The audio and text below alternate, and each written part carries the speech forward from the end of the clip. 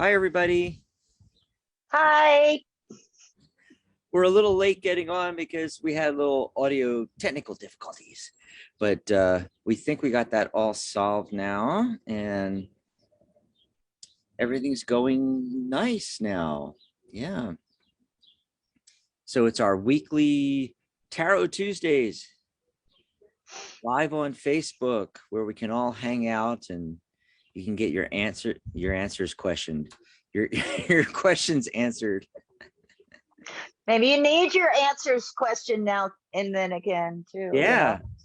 So, anything in general about tarot or numerology would be great. If you have questions about the guild or becoming a professional tarot reader certification, maybe you want to share your favorite decks or spread cloths or Ooh. your favorite spread. Yeah. Sharona's in the comments there. Hi, Sharona. Hi, Sharona. I always want to say in the chat room, because we use the comments on the Facebook Live like a chat room. So, All right. yeah. So hopefully some folks will be joining us soon here. We're going to hang out and tell you all the great stuff we got coming up at the Guild and on the radio network. Lots of great shows, lots of great interviews coming up. We're also going to do a live kind of unboxing and review of Tarot Decoratif by Ciro Marchetti. Look at that. Yay. I got to grab mine now. Yay. Yay, Ciro. Oh, we should put something in the comments here. And maybe he'll see it and pop on. Tag him. Live, I'm going to tag him. Yeah, live. I should have thought of this earlier. Live review of Tarot Decoratif from Ciro. And he's gonna, damn, it's not. Of course it doesn't want to tag now.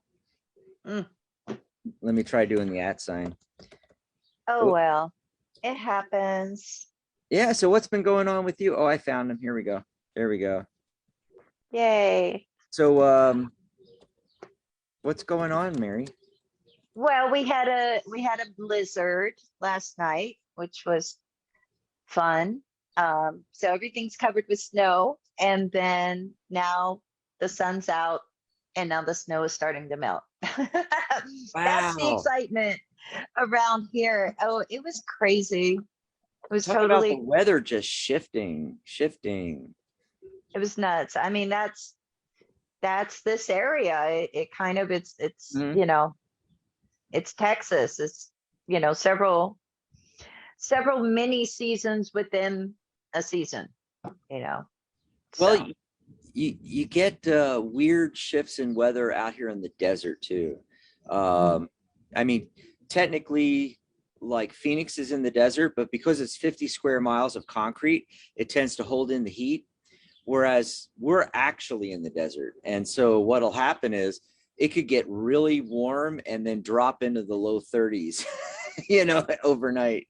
It's just crazy stuff. So we had some like really cold weather, and then it was all warm lately. And then we had a rainstorm just recently. We might have sent it over to you and it became snow.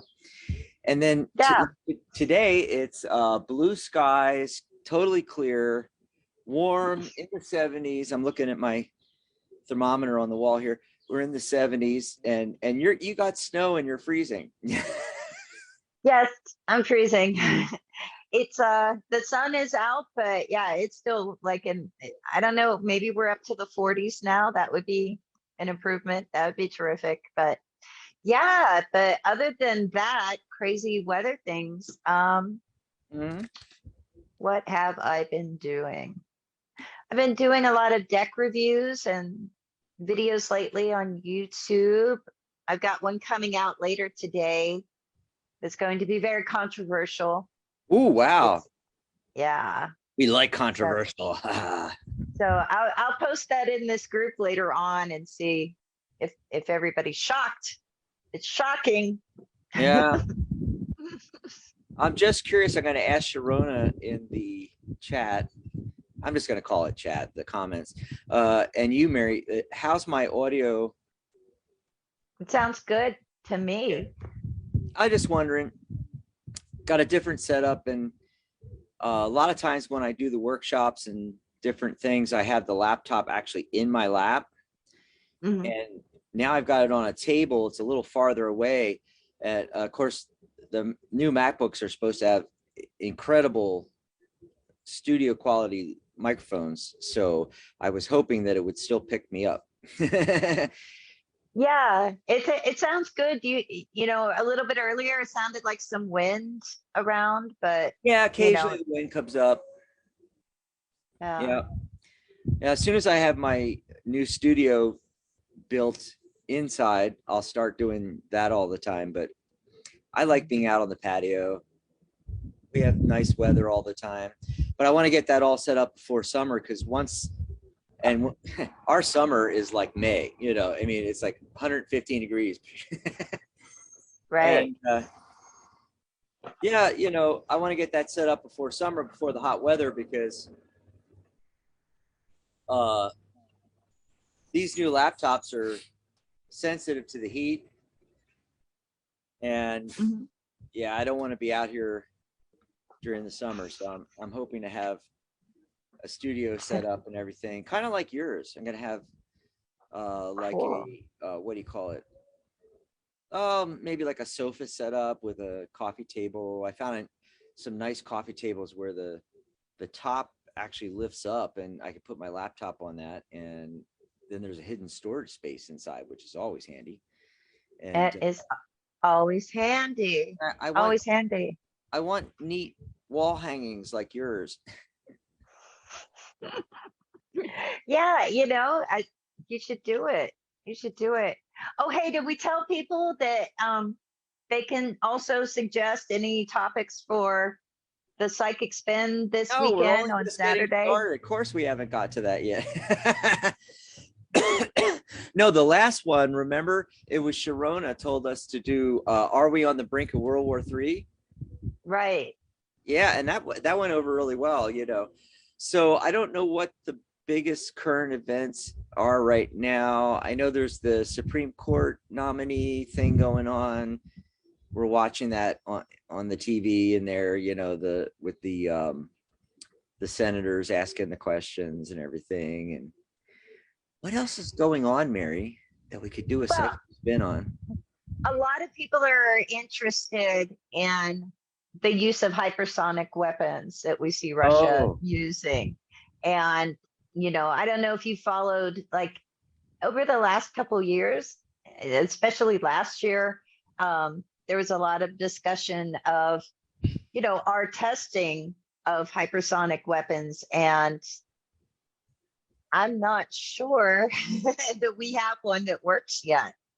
So, in a sense, how much a game changer that may be, you know, um, might be a good question, because I know that's one thing, like, of course, I hang out with a lot of military folks. So, you know, of course, we're discussing it. But I think it is a pretty good question of, like, how much of a game changer is hypersonic weapons? And, you know, is there's Russia, and then what, maybe China?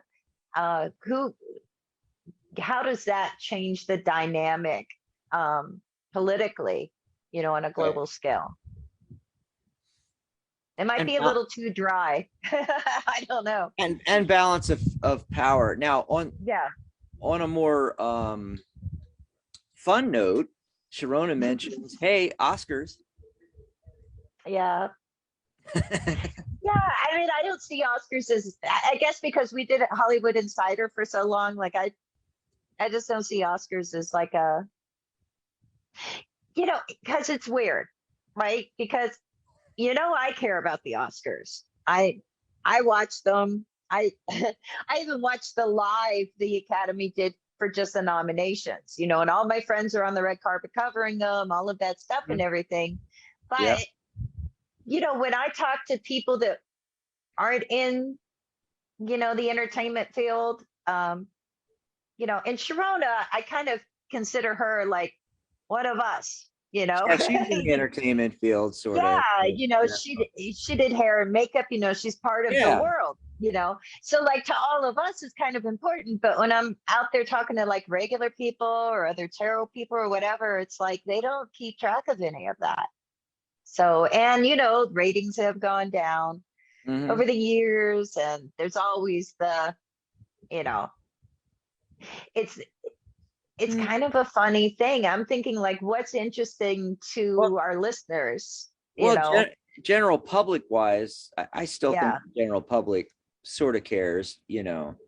yeah. What I really like in cinema, you know, 90% of the time doesn't make it into the Oscars. Yeah. Oh boy. I haven't even looked at the picks, you know. Yeah, you So know, there's always going to be people that are happy and people that aren't happy, and nobody's ever completely, you know, you never have a year where everybody feels really satisfied with the mm, winners. And then there's that weird thing where you have like it happens a lot with directors where they have a body of work, or actors even too, but they've never won, and they get really, really old, and they put out a movie, and then they win the Oscar that year. And, you know, it's almost like it's a legacy award rather than for the work. And, you know, I've heard a lot of actors argue the case that,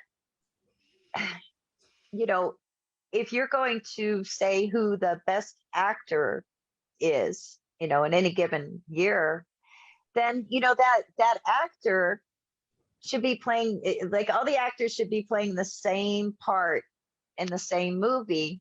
So then you could really, to the extent that you can, because it's all subjective anyways, you know, it's just mhm. what people like. But if you had the same actor, the same director directing the same movie, or the actor playing the same part in the same movie, then you could really say who did the best at it. But what you have instead are all these varied, you know, there's just this broad spectrum of different films that come out, and different roles that in characters that actors embody, that when you say somebody's the best actor or it's the best film, it's really what the Academy voters voted for. It's not like they're the best necessarily. So yeah, you know, it's a funky little thing. Oh, it's a funky, big, Yeah. expensive thing, the Oscars, but it's fun. There's still, you know, there's still buzz around it. And what I'm thinking, of course, it's kind of too late this year, but uh maybe next year we do a whole Oscars thing, only it has nothing to do with the Oscars. Instead, what we do is the tarot Oscars. And you know, we The hold Tarot up Guild Awards. we do the hold up of all the of the decks that came out that year. And you know, we go through, you know, the best new artist and best new deck and everything like that, you know, Uh, right on Oscar weekend. I think that would be really fun. yeah, that, or you know, the Grammys are next weekend. Yeah, You or, know, yeah, or in between the Grammys and the yeah, Oscars. it's award season. Yeah, I can never remember when each one is, you know. Yeah, yeah, and you know, it's kind of funny because it's like show after show after show. Like, Yeah. you know, like I always had my favorite was actually the Independent Spirit Awards, that happens the day before the Oscars. So the Oscars is always on Sunday. That Saturday, right before the Mm, Indie Spirit Awards, are like in Santa Monica on the beach, and just a lot of fun. You know, the independent films and mm. everything. And so I like that. I loved covering that. Yeah. As far as psychic spin, one interesting thing might be to look into is I heard Kanye got axed by the the Grammys for Kanye. his performance. Yeah. Do we even call him Kanye now? We're supposed to call Oh, him Ye, yeah, right? yay now, right? Yeah, I didn't even know about that till I read that article, and I was like, "What? Yay!" It's like the artist formerly known as Prince. I mean, and he was just the symbol. Kanye, Kanye West could be an entire Psychic Spin episode. I mean, we could just ask questions like, what is going on? You know, why? Why does he do the things he does? But then, at the same time, you listen to his music and you can't get it out of your head. Like when he did Gold Digger with Jamie Foxx. I mean, I was just like, I'm saying she's a gold digger. Like I'm like all day long, I'm doing the Oh dishes and no. I'm like hearing that song in my head. It was like too brilliant. He's too brilliant, I think is the problem. Mm. People get weird when they get too brilliant. Sometimes. I haven't been into music, quote unquote, even though I do karaoke and sing all the time. I haven't been into it since like the 80s. It's like when I actually followed music, Right. a lot of the stuff nowadays, I can't sing. And it's my connection to it is that I can sing it, and so if I can't sing it, I don't listen to it. Right. And I don't know. It's just I miss Yeah. I miss the good music. Well, music's everywhere. I mean, there's music being made by so many great, amazing, interesting, fascinating people Mhm. every day. I mean, my son is into music. He's a musician, and now he he makes his own mixes and stuff. He plays these big events, and like just like a couple of weeks ago, he was on a a radio show, but it was like an underground music radio show. So he's into the underground music scene, which I was way into when I was his age. And it's and I love what they're doing, even though it's a Mhm. bit different from the stuff I was into. But yeah, Oh, I don't Mary. know. I can't escape music. Mhm. So Peggy is in the comments, and she says Kanye West could be his own psychic spin. So on point. Right. We could really dig into like, what is the deal? you know, And she said that's the funniest thing I've heard today. Thank you both for the laugh.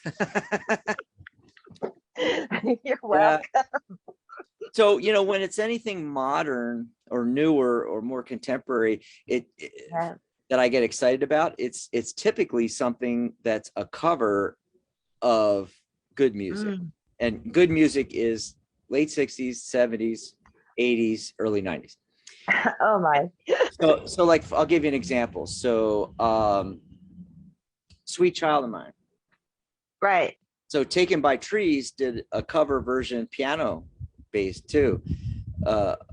Of Guns N' Roses, and I just love that, And actually, I got one of my KJ friends to get a karaoke version of it, and it's like the only place in Tucson where you can sing it because he got it for me, and I sing it, and Wow. because it's in a different register, obviously than Guns N' Roses, but anyway. Axel.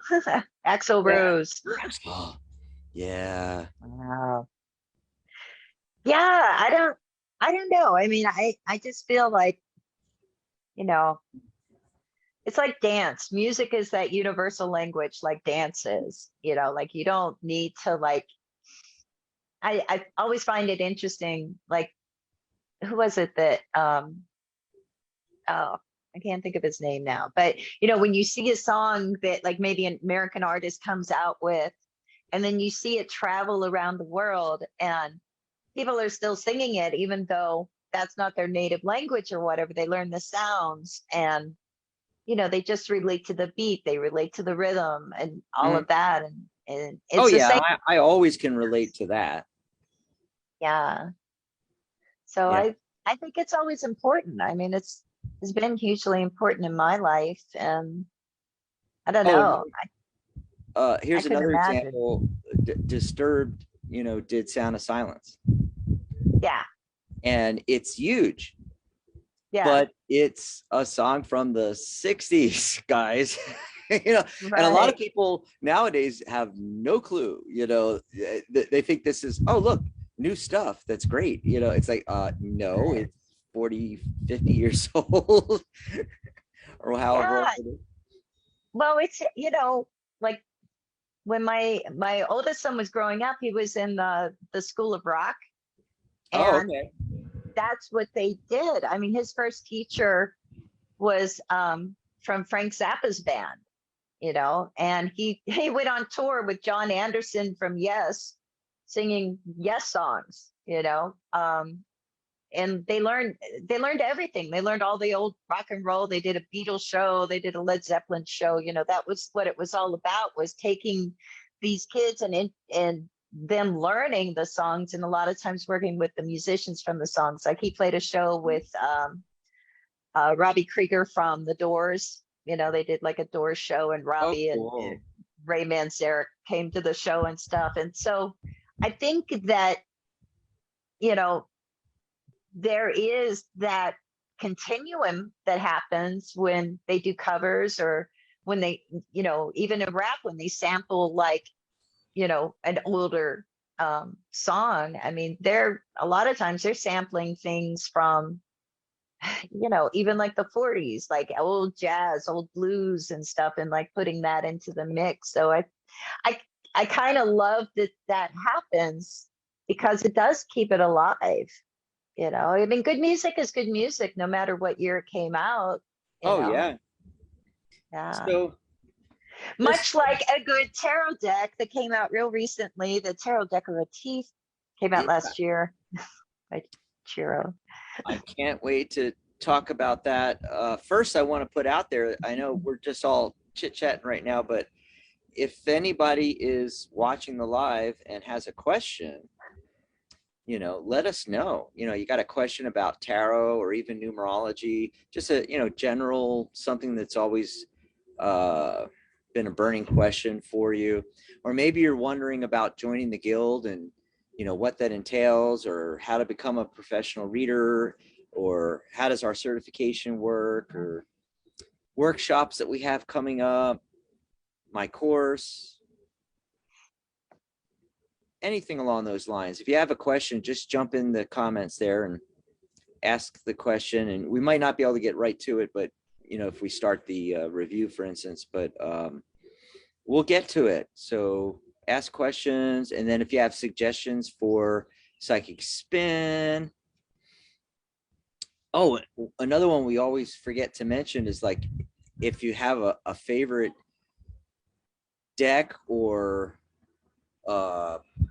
book that came out recently, or even in 2021 or something, or is about to come out, and you want us to get them on as a guest on Tarot Today Radio, or do a review of their book or deck, or anything along those lines, let us Yeah. know ideas. Right, Mary?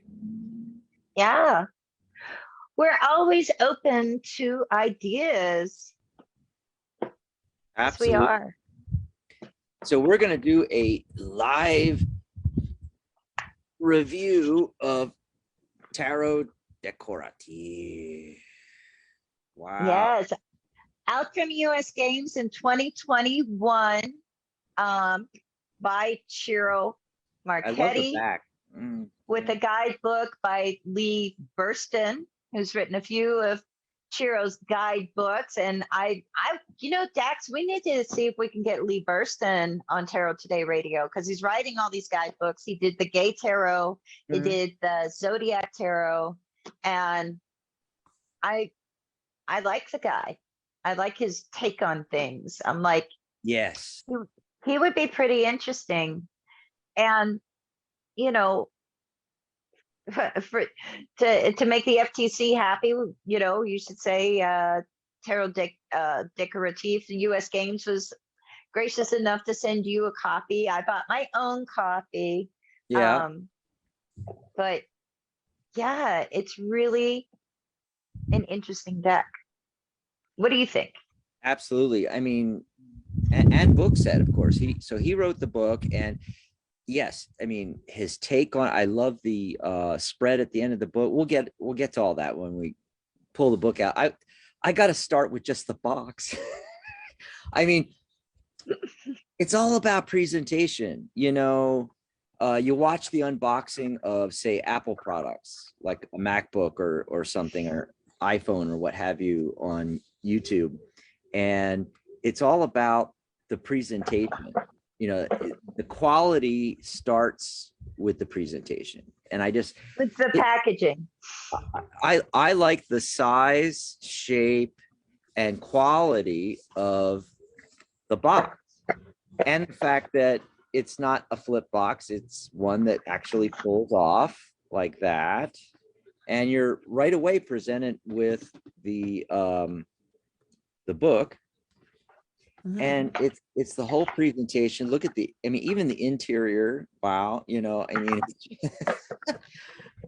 Well, there's Lee's book right on the top, and it fits perfectly in there, and a little hard to get out. They should put a little nip, so you can pull it out. But there's the book. It's about that thick, and actually, I didn't look at the page count. 166 pages here, and I like his take on things. I like how because it's familiar, yet it's slightly different. I think it's real different. One thing I want to say about the box that I really especially like, for those of us that like to keep crystals in the box with our cards, I always keep a crystal in the box with my deck, is this little insert here that keeps your cards from running around. They didn't glue it down, so you can easily pull it out and throw it away and put crystals and stuff in there. So I love that. I really get annoyed when they glue them in. Like there's some publishers that'll do that, and that just annoys me. But not US Games. And this is a mass-produced version. There's also an independently produced version that you can get from CiroMarchetti.com. So when you pull the book out, which fits perfectly here, you're presented with the deck, and then Mary just showed you the cutout, you know, which very well done, very well done. And I like boxes where you can actually put the deck back in, and you don't necessarily have to go out and, you know, get your tarot bag. This is by Ciro, by the way, as well.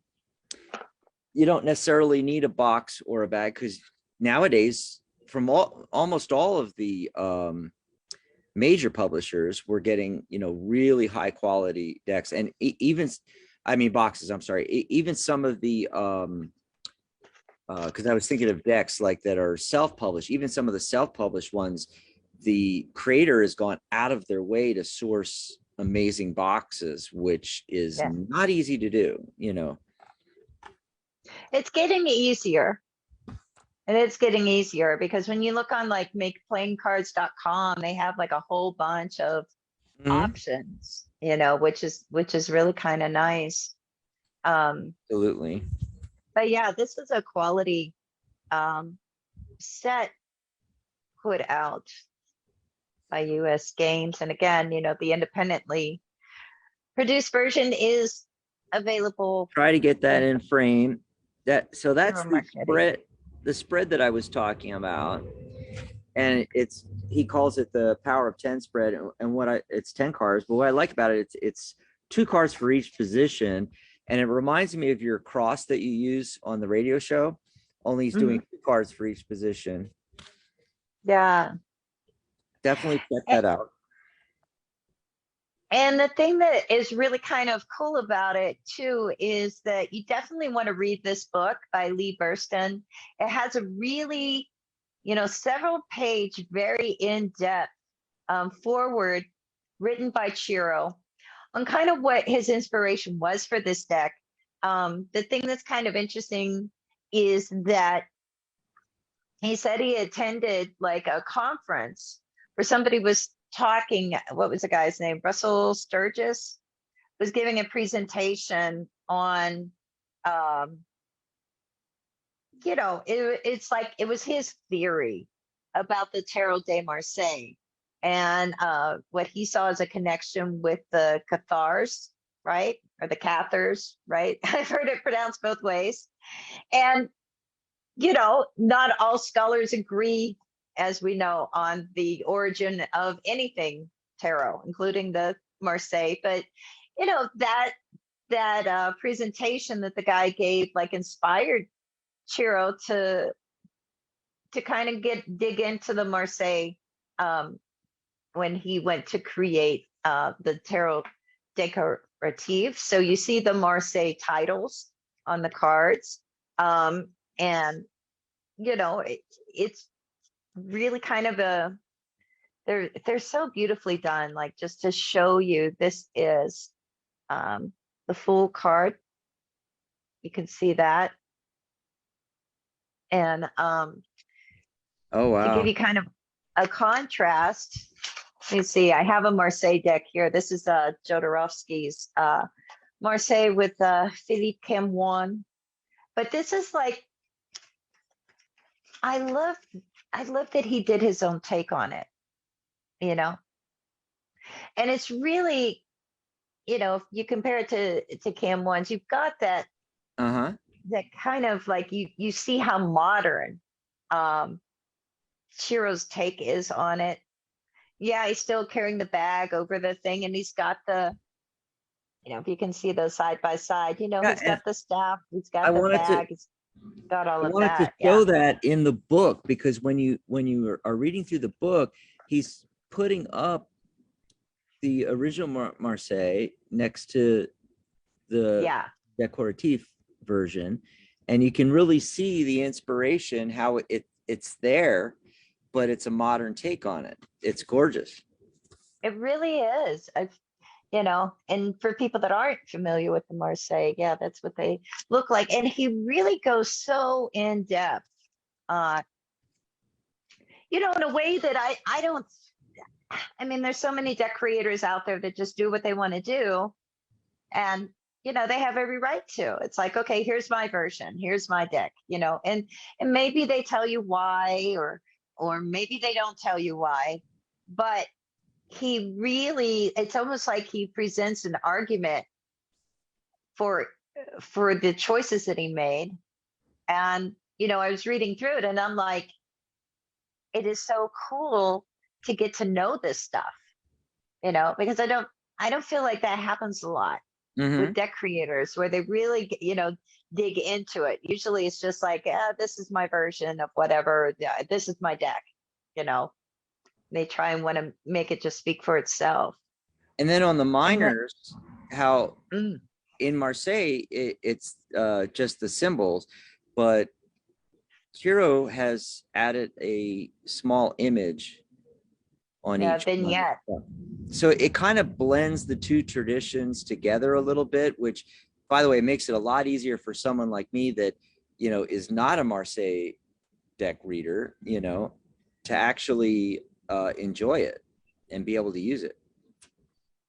Yeah, yeah, these little vignettes from the art, the Rider-Waite-Smith cards, I think is really helpful, Cornucopia on the especially, side. yeah.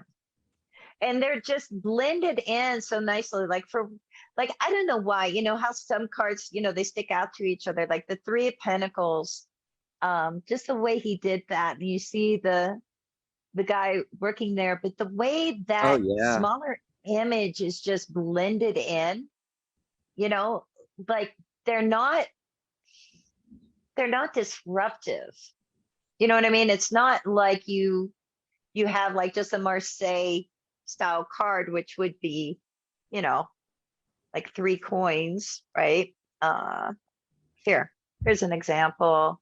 And this would be the cam one There's the Three deck, of but Cups. yeah, so that's how they did like the Three of Pentacles in the Marseille, right? Oh, So it okay. looks like that. And so you compare it, and so you see like the structure, you know, and instead of like the decorative elements around the suit, the symbols, the coins, he's Yeah. got this a stained glass window, it looks like, in the background. And he has that vignette, from the Rider-Waite-Smith right there. And it just is so awesome. I think this is Mary, wildly creative. I think this one, the 6, is a Mhm. really great example of it, because Yeah. you see this, the symbolism from the Waite-Smith. We got the scales and the weighing out, and the wealthy individual, whether it's a merchant or a wealthy person, and they have the glove on, and they're giving out a coin. Yeah. It's And such a then, great blending. And by the way, and we this, should do the backs. That's the backs are gorgeous. Yeah. just gorgeous. Yeah. This card cracked me up because I don't know if you picked up on this or not. Like, because I know I don't think you said you didn't have any Marseille decks, right? Right. I don't. But I admit it. I have a few, and so when I saw the 2 Pentacles, I got such a kick out of it. And if you look, it's Ciro Marchetti written around the coins with the year 2021, right?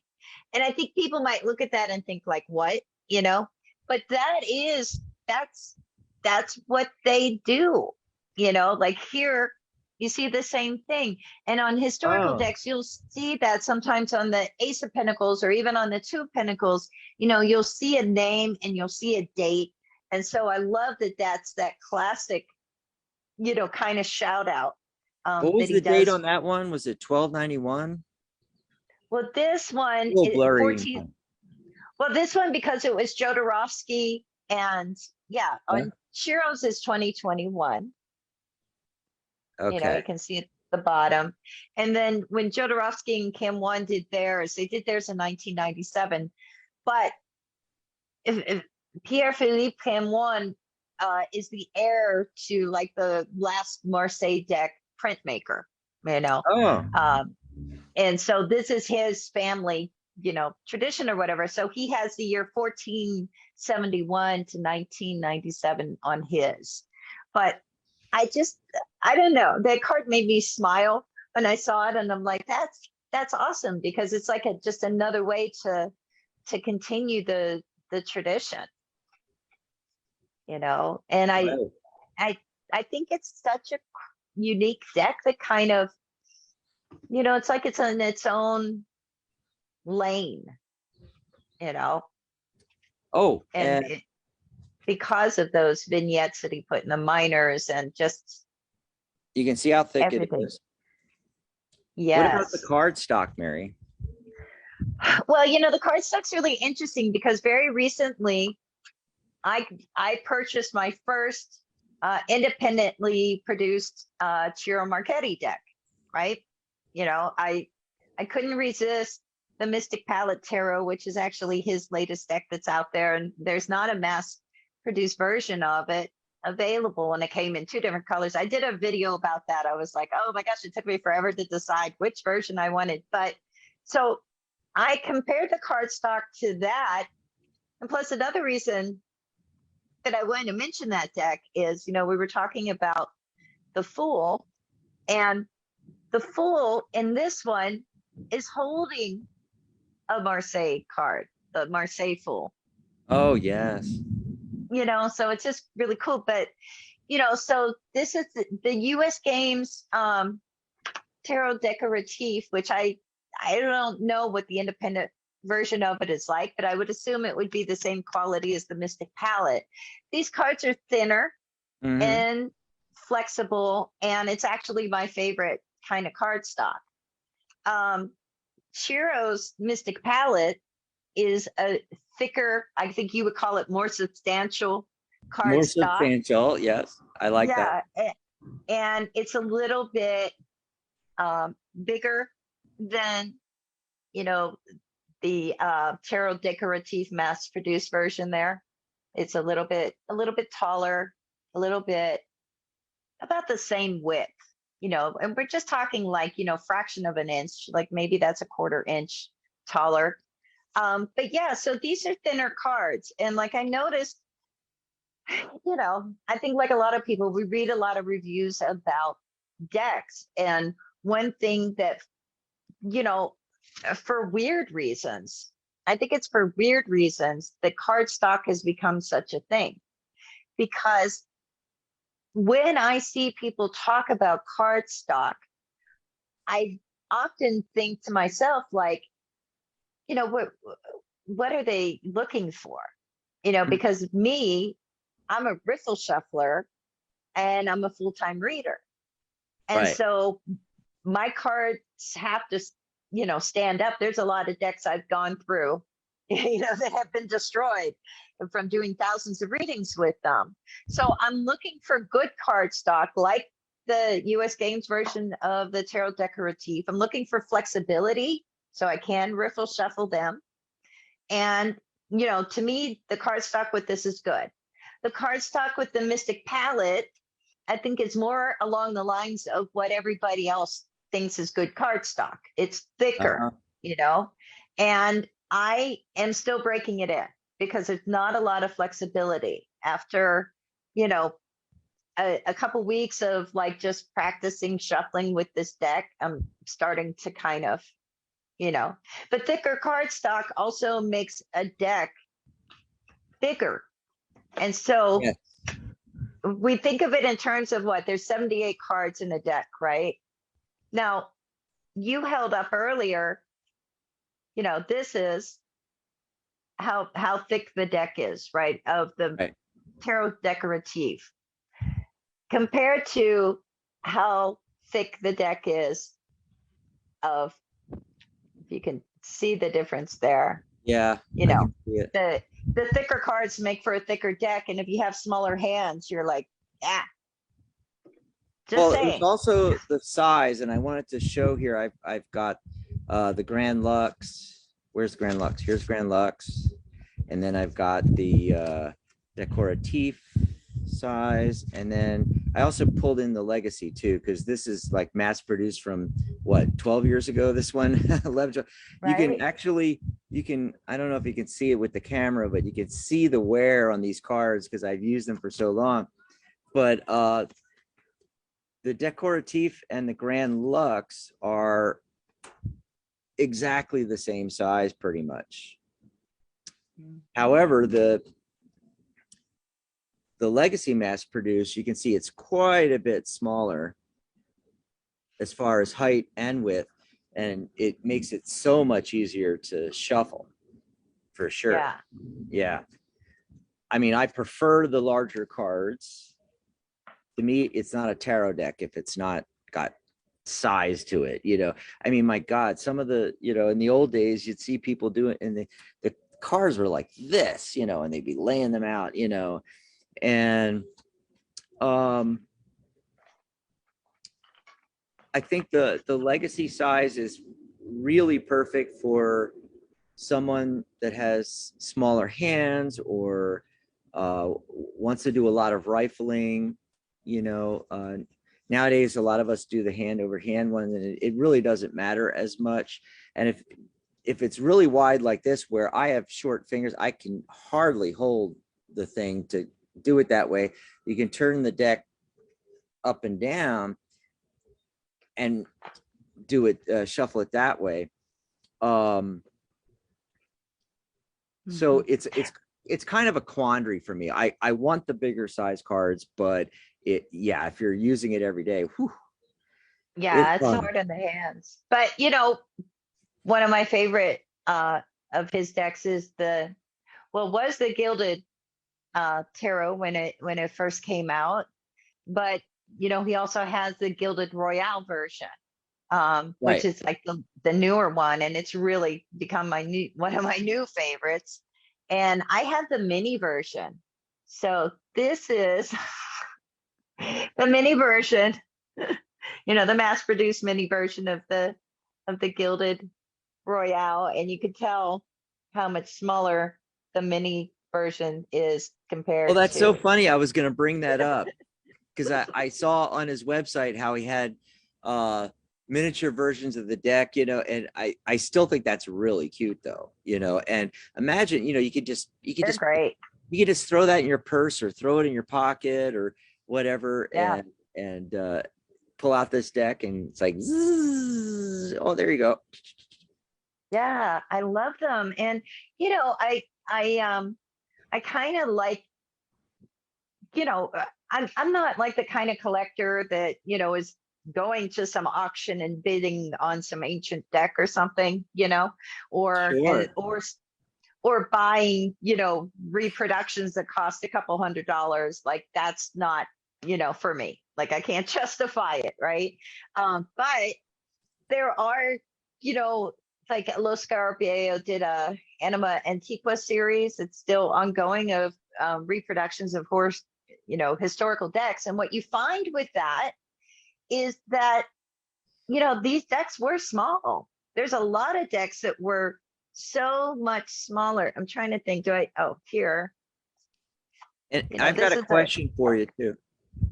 yeah, look, this is like the size of like one of those decks that I bought. You know, they were skinny and they were Yeah, smaller. good size though. And yeah.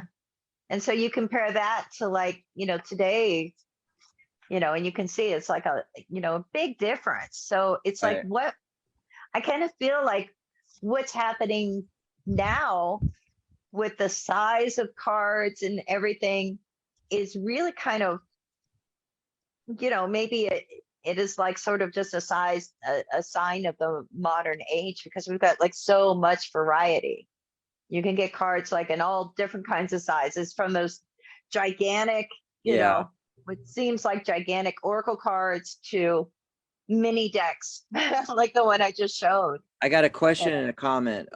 First of all, Sharona's saying cardstock has different preferences, whether you are a reader versus a collector.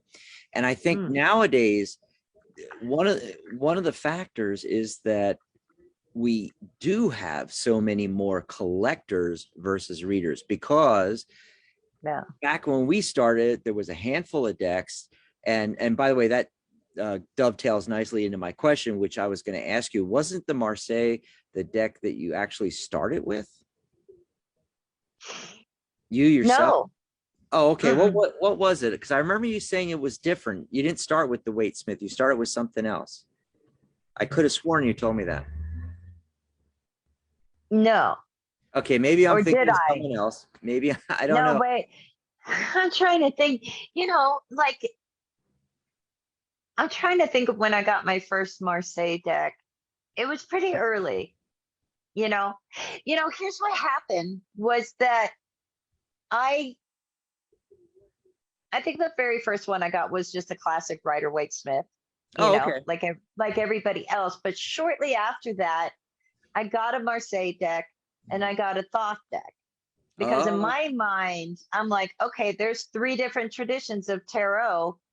I better know about all three of them. And I also wanted to know, like, you know, what was I going to be? What was I? I don't even know how to talk. I wanted to figure out like what kind of reader I was going to be. Was I going to be a Marseille reader? Was I going to be a Thoth reader? Was I going to be Rider Waite Smith? And mhm. I found that I was continually drawn to Rider Waite Smith, and at the same time, I I had an appreciation for the other traditions too. So I kind of never really let go of all of them. And then I really got, you know, I think the first historical deck I got was like a miniature Visconti deck. And I was just so in love with that. And so I kind of, I don't know, I like them all, Yeah, you yeah. know. But going back to the what Sharona had to say, which is, you know, really spot on, Mm. that when we started, there was a handful of decks. Now there's thousands upon thousands. And so you have the new crop of people coming into tarot, and a lot of folks are collectors more than readers. And Yeah. they're looking for the larger size, for looking at the image, and the thicker card stock, the substantial, I like to call it substantial card stock, something that's going to last in the collection, because they're not going to use it every day to read with. Right. Right. And for me, it's like, this question came up like last week. I think I was in a conversation with somebody about the idea of like, what is a collector, and to me, I consider people collectors that, it's like an investment, just like if you would be an art collector.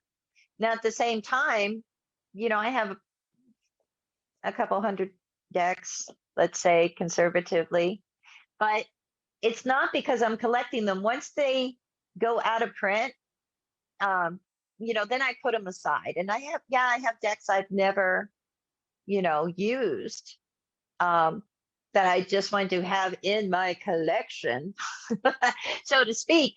But I'm not collecting them for some, value to them, like some dollar value. What I collect decks for, and this really ties into why I really like the Tarot Decoratif so much, is I'm always looking for decks that are going to expand my tarot vocabulary, that are going to really give me a different take on any particular card, to give me something else to think about, like what, take any card, like the High Priestess, somebody who has a fresh take on the High Priestess, I'm probably going to want to look at that deck and see, like, does that idea of fresh ideas continue throughout the deck?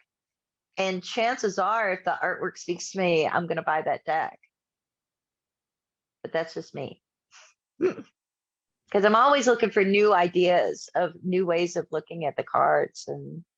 And I think, and that's how it ties into the Tarot Decoratif for me. I think what Ciro did here is fresh and new and, beautifully done.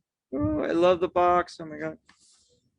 And, I went to ask you, Dax, what did you think of Lee Bursten's take on the court cards?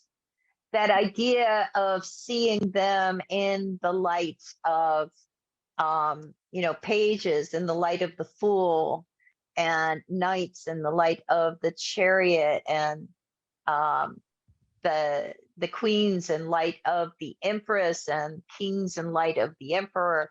I thought that was a really interesting way to look at it. Mm-hmm. And I don't remember. I don't know. I don't remember anybody coming up with that before. I don't know. They could have, and I just missed it. I don't think so either. I mean, I thought about it. I remember, decades ago thinking about, there's got to be some connection, Why do we have the kings and queens? But then we got emperors and empresses. This was like early on where I was like, what is even going on with the tarot? Right. Yeah. And the lineups just make sense to me, I suppose. I like what he had to say, and some of it's actually a lot of stuff, like we discussed earlier, is very different, and I'm gonna have to try to use it and try to go through the book a few times. But I do like his takes on it. It's kind of a modern, fresh look at a way of looking at the cards.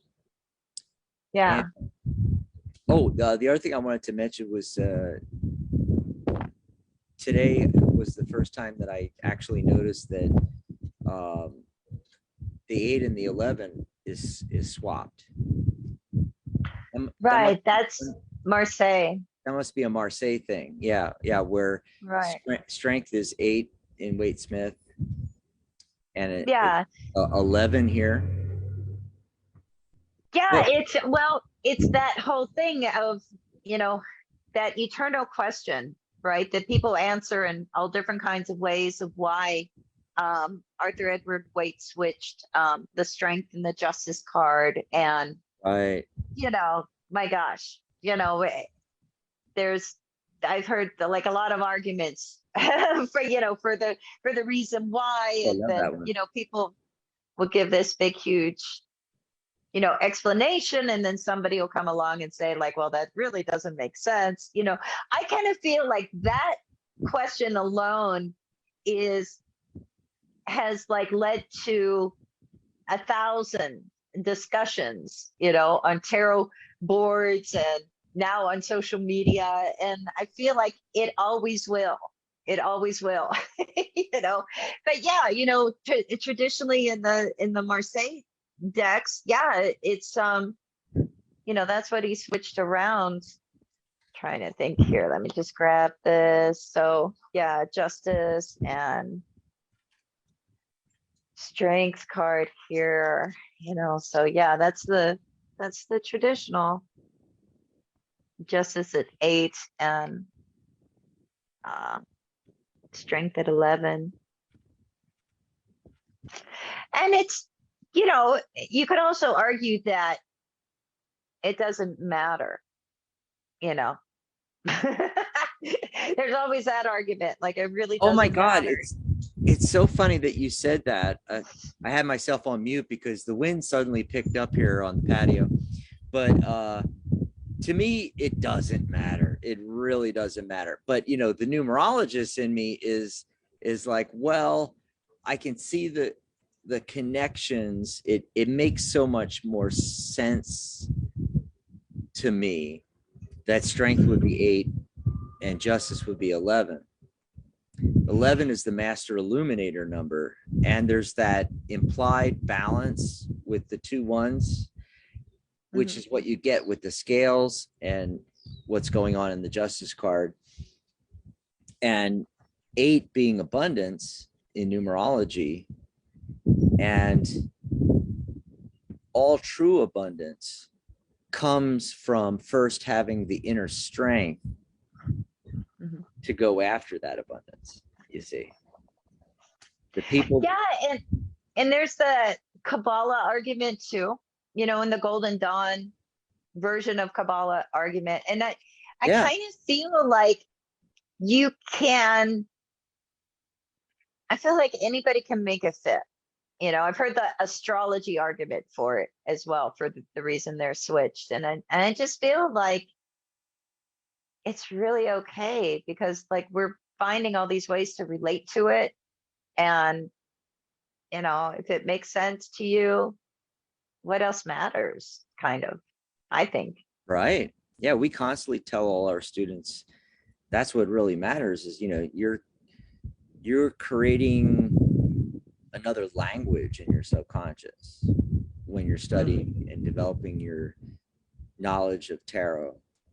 And because you're using this as a tool to read for clients or for yourself, of course. And so, many people don't want to go past that, but if you're going to be a professional reader, it's your tool of the trade, and it's the language that you talk in.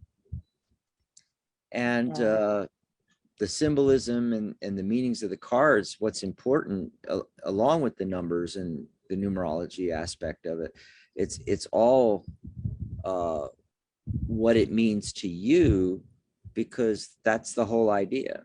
The card's going to come with the meaning that matches, so what's an example? So I always say, well, first of all, you look at the cards and you're going to, one of the best ways to learn is to attach a memory from something that fits the card, but most importantly fits your personal life. So it's a contemporary thing. So for instance, the Queen of Pentacles resembles my mom when I was growing up. And just the way she's holding on to the pentacle in the Waite-Smith version of the card, very nurturing. And so to me, it means mother when that card pops up. It may mean something completely different to someone else when it pops up. Because it's pentacles, people tend to go right to money, and things like that, or coins. So they'll go right to money in their head, whereas in my language of tarot, it's mother, you see. Yeah. And so that's what's really important, is what meanings you ascribe, especially because these memories from your past and experiences that you've had that you assign to these cards are more contemporary as well too. Well, I think that's a really good point, because it really kind of, kind of even like speaks to what we do at the Tarot Guild. Um, when people want to get certified, to be a certified reader or whatever, and we do like test readings with them, we're not saying like, okay, you have to have, a certain meaning, for the Ace of Pentacles. And if your meaning doesn't match what we have on our testing standard here, then, you're going to fail. It really Yeah, is we about, don't test that you way. know, yeah, it's like, can you give a good reading, reading tarot the way you read it? And because, you know, the thing is like, I don't think anybody can make a valid argument about assigned meanings for any tarot card and say like this was the original meaning of it, because we don't know. We don't have all that information. We have information from, you know, what it was, I think Patizzi's cartomancer in the 1700s is like the earliest list of assigned meanings for tarot cards, that we've found. And obviously tarot cards go back to the 1400s. We don't know what the original meanings might have been. So it's totally valid. I think it keeps it alive that we have our own meanings for them, that because it's what they mean to us that enables us to actually use it as a tool to get answers with and to explore things with. Mm-hmm. I'm off my soapbox now. It's like a pet peeve. I hate it when people are like, well, this card has always meant this, it always means, because I do readings for a lot of readers who are at like a lot of different levels. A lot of readers on the service I work for will call me for readings. And I love reading for other readers, but what happens sometimes is with newer readers is that they want to know what cards are coming up. You tell them what cards, and they're jumping in before you can even like tell them what you think of it, like what you think it means, interpret it, and a lot of times they're jumping in with some list of keywords that they got out of a book. It's like I put down the chariot card. I'm like, okay, well, the chariot comes up, victory. It means victory. And I'm like, where are you getting this? Like that. But, so I think the more flexible we can be, the more we can continue to see tarot in our own way, make those kind of wonderful personal correlations and connections, like you're talking about with the Queen of Pentacles, and your mom. I think that is what keeps it alive. That's what keeps it a living thing. Just my Yeah, take. I also think you're boxing yourself in with the keyword meanings. Yeah, So what happens is totally.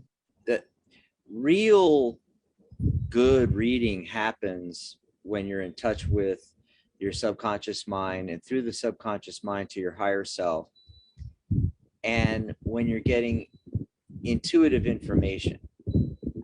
But that gets blocked when a card has a rigid meaning. It can only mean this. Yeah. Yeah. Yeah, I agree. I think you I start agree. getting the best readings, the best answers for people when it's more free flowing. Yes, you look at the numerology, you look at the maybe you have traditional meanings, or you've also or ascribe certain personal experiences and personal ideas about the cards, but you have to be even more free flowing than that.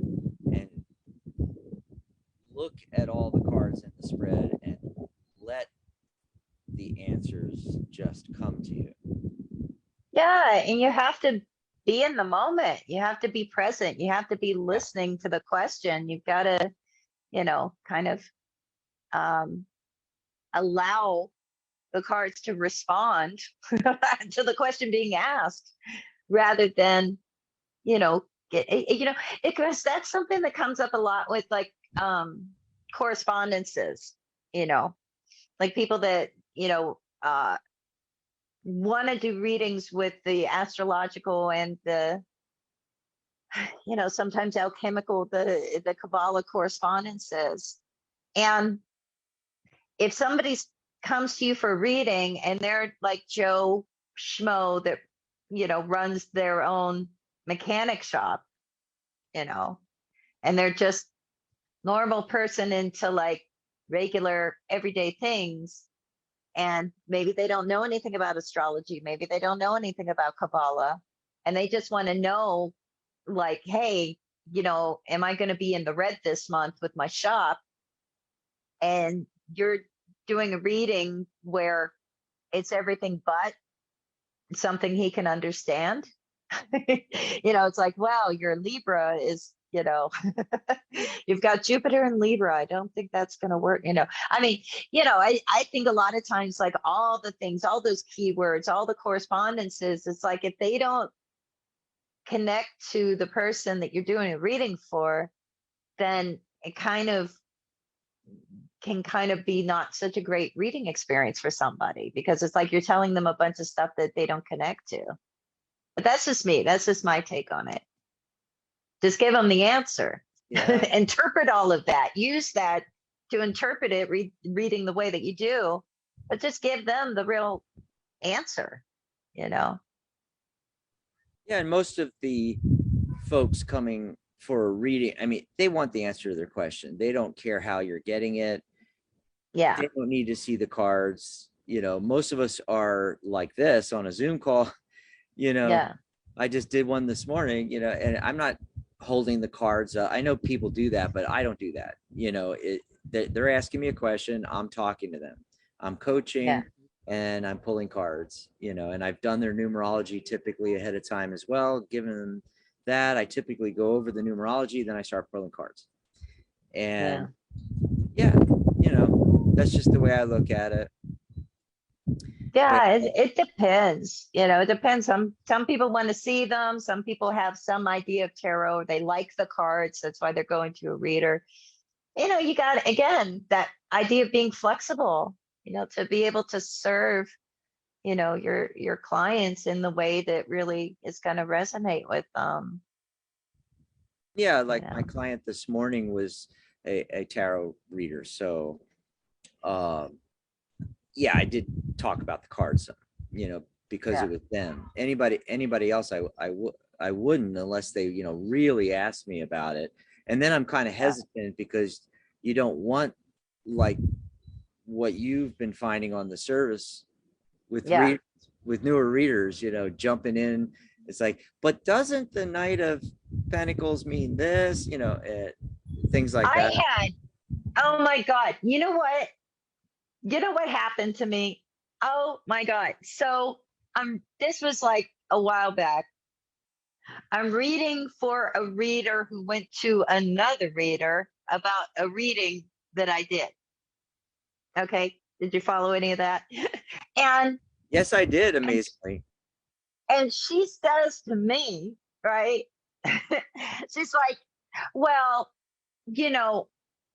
she said that it doesn't sound like you're using reversals. And she said that you must use reversals. And I was like, oh, no, she didn't. Okay. Don't tell me how to do my, like, I was like, oh my God. Like, yeah, sorry. I couldn't believe that happened. But yeah, that just brought it all up for me again. I'm like, judge who much, is this person? judge much. Yeah. But yeah, I know. I mean, the last time I used reversals was when I first started studying tarot, and the reversals were in the book. So it's like, oh, I guess I have to use that, and it just never worked for me. I didn't, uh, Yeah. I have a long argument I'm not going to go into about, reversals and my We theory. should talk about that on the next live. The next live, we're going to do reversals on the next live, and maybe another live review of a deck. We've got Yeah. Grand Lux to do. And anyway, but yeah, we'll do reversals. The next one be Yeah. towards the end of April, right? So Yeah. yeah, but I haven't used it in 30 years, folks. You can do really great readings without using reversals, and there's some arguments why you may not want to even use reversals. But for the people that use them, they work for them. Again, it's the same thing as it is with the meanings. Yeah. Developing your language. If that's what works for you, that's what works for you. That's all that matters with this. There's nothing written in stone. Yeah. And speaking of learning, I wanted to mention some of the stuff we've got coming up at the Tarot Guild, because we've got a workshop, and a lot of these workshops have been falling on Sunday. I mean, Sunday is not like our official workshop day. It's just that just happened to be where they mostly got scheduled. Yeah. But for instance, Corby's wonderful sorting hat spread workshop was on a Wednesday. Well, we have one on a Monday because that's when they were available. Okay. And so it's going to be Monday, March 28th. And it's going to be a different time too. It's going to be 3 p.m. Eastern. So that'll be 12 noon Pacific time. And it's with Jennifer Cooper Stiley, who we interviewed, and we did our recent live tag team review, you and I, here on our Tuesday Facebook Live, and of the Tarot Disassembled deck. And she's going to be talking about tarot decks, self-publishing, Kickstarters, and more. So going to give us a sneak peek behind the curtain about, creating and producing decks and getting them published and doing Kickstarters and everything like that. That's Monday, March 28th. I think that's going to be great, Mary. That'll be awesome. She's fun, and I think I'm really interested to see, what she says about the whole Kickstarter process, because, it sounds a bit complicated from the deck creators, what all they have to do. So I'm excited to hear, what that experience is like, not just doing the Kickstarter, but also like then, filling all the orders and all of that. Yep. And of course we have we have a Tuesday live next week, and I have no idea who I'm doing it with. Probably just me, maybe. I don't know. It might be the shortest live ever next Tuesday. We have Bye. right. Our live monthly Q&A session is coming up Sunday, April 3rd. It's always the first Sunday of the month. That one is always kind of set there. First Sunday of the month, April 3rd, 4 p.m. Eastern. So that's 1 p.m. Pacific time. And it's with the Tarot Guild staff, whoever shows up, me, Mary, Sharona, Gary, Corby, Pamela. Yep. And you can ask anything you want. It's great for our students of the course because you can ask questions about tarot and numerology, and you can ask things about the guild. It's kind of like our lives here, only it's private. It's more private. It's a more intimate conversation. More for the premium members. And so, like, if you have something that you don't want to put out there that you've always wanted to ask, that's where you ask it. Yeah. Unless it's super private, then you get, me or Mary or Sharona or someone on a call. So that's coming up Sunday, April 3rd. Speaking of Pamela, she's doing, finally, I've been waiting for this. Tell me a story. Pamela Steele on Sunday, April 10th. Yeah. And then as far as radio shows coming up, we got radio shows coming up too. We have our psychic spin that we were talking about earlier in this live, and if you have ideas for the psychic spin, big questions, something from the news or, contemporary events or something like that, or the big questions, the universe and how the law of attraction works or what have you. I Or the think big philosophical questions. yeah, Why are we here?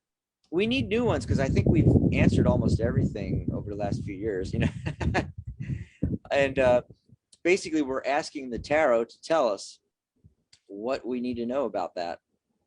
And so that's coming up Saturday, March 26th, Sunday, March 27th. It's Magic Universe with Sharona Rapsic. She has a special guest, Catherine Hahn. They're going to be talking about angels, a gift that our world needs now. Yay. And then we're in April already. Whew. There's a rock for that. Oh, adventures in mediumship. Now that's a slightly different topic for There's a Rock for That, which is usually more about crystal related stuff. How'd that come to be? Medium Katrina. Katerina. Who's Katarina? Katerina is Katarina. that's actually going to be a fun show. And the thing is it's really not that different of a topic because the premise of the show is there's a rock for that. So whatever that is, there's a rock for it. I just got to find it. That's how I look at it. And I think Shattakai is the rock that I feel goes with mediumship because it does help us connect and communicate, and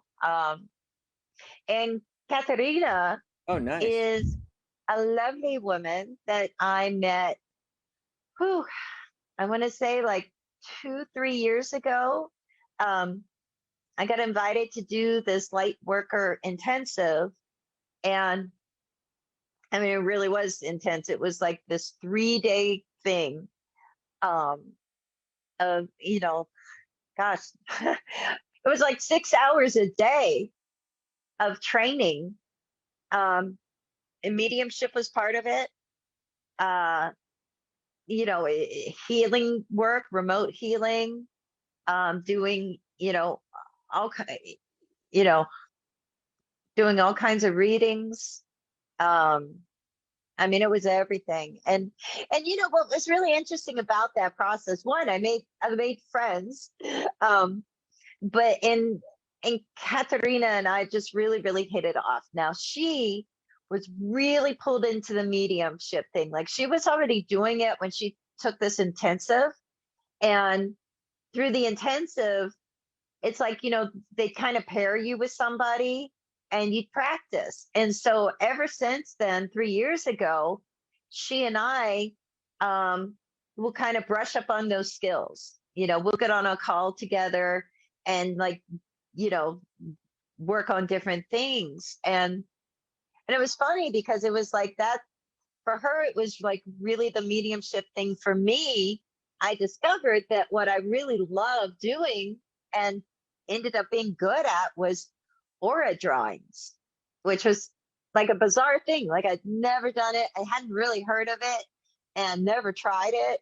And I learned how to do it. And I was like, how even with tarot, when you learn anything new, you're like the first time you do a reading for somebody else, you're like, okay, here's what I got. I don't know. Does that make any sense? Am I crazy? Was I wrong? You have all those, feelings and like that nervousness. And I felt that way about aura drawings. And like, I don't know, I did good at it. And I was like floored by it. I'm like, oh my gosh, and I don't know, but like for her, mediumship was the thing. And so we've been friends during that time and practicing these different skills that we learned in that light worker intensive we did together. And she has been having some really wild things happening when it comes to what's been coming through to her. and she's been telling me about it, and I'm just like, you know, you got to put that out there, you know, somehow. And then I'm Yeah. like, oh, hey, wait, I have a radio show. You got to come on the radio show, tell people about this whole thing, and really just answer Oh, general questions that people might have. If there's somebody who, like, they're starting to get into mediumship too, you know, they can that's call gonna in with be those really great. questions and call in to see, you know, see if she can connect with, you know, somebody for them I got a too. couple of things.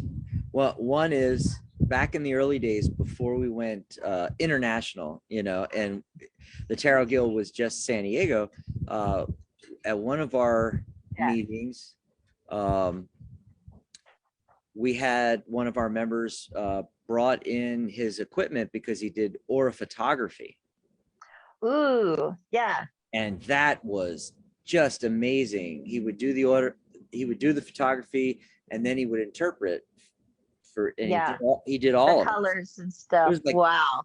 25 of us there or something, and he did all of us throughout the afternoon. And you know, we're all in it, this was in a coffee shop. We all got our Yeah. lattes, and we are drinking our lattes, and he's like doing aura photography, you know. The other thing was mediumship via the tarot cards came up in the Facebook group recently.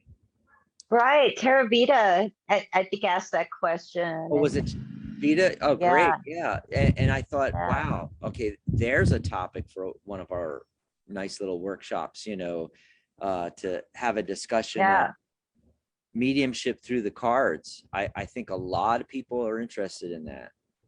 Yeah. And a lot of people do it, you know, and they do it in different ways. They have Mm, different approaches to it. Like, to me, like, that's kind of easier.